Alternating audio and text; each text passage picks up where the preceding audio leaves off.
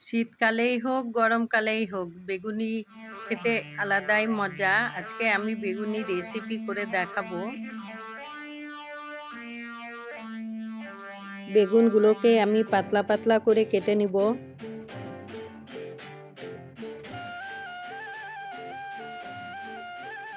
কেটে পরিষ্কার করে আমি জল দিয়ে ধুয়ে নিয়েছি।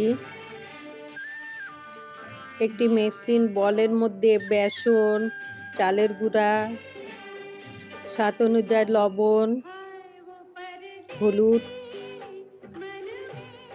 লঙ্কা পাউডার, কালো জিরা, সামান্য একটু চিনি, একটু খাওয়ার সোডা দিয়ে আমি মিক্স করে নিব। অল্প অল্প জল দিয়ে একটি ব্যাটার তৈরি করে নিব। ব্যাটারটা যাতে বেশি পাতলা না হয়। সাদা তেল দিয়ে দিলাম।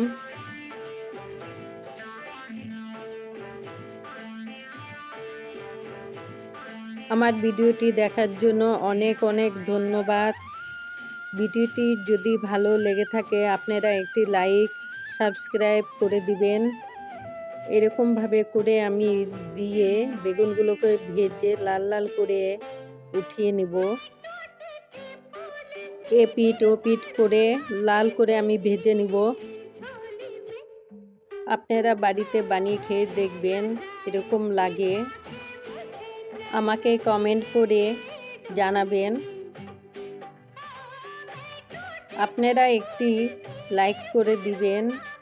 আপনাদের একটি লাইক আমাকে অনেক দূর এগিয়ে নিয়ে যেতে সাহায্য করবে।